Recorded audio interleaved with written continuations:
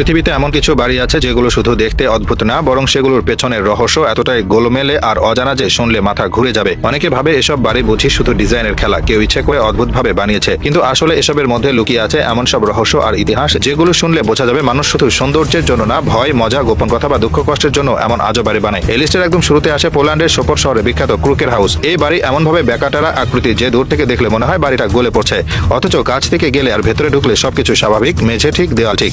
এত বড় দৃষ্টিভ্রম সৃষ্টি করার বাড়ি খুব কম আছে। এরপর আসে জার্মানির ট্রাসেনহাইর শহরের বিখ্যাত আপসাইড ডাউন হাউস। নাম শুনে বোঝা যাচ্ছে পুরো বাড়ি উল্টো করে বানানো, ছাদ নিচে আর মেঝে উপরে। কেউ ভেতরে ঢুকলে প্রথমে মনে হবে পৃথিবী উল্টে গেছে, মাথা ঘুরে যাবে।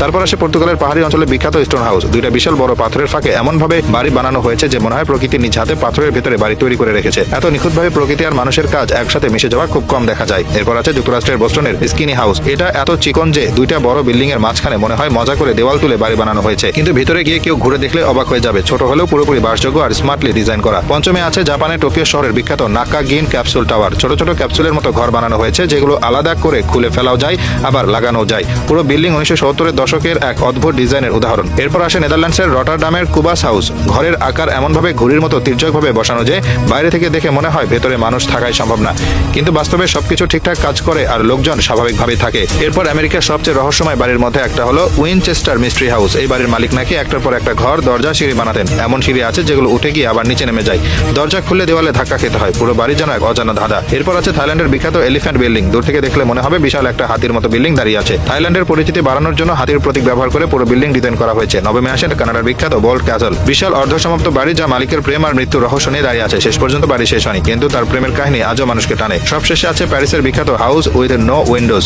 নামেই বোঝা যায় এই বাড়িতে কোনো জানালা নেই, শুধু দেওয়াল আর দরজা। উদ্দেশ্য ছিল শতভাগ প্রাইভেসি, বাইরের কেউ ভিতরে উকি দিতে পারবে না।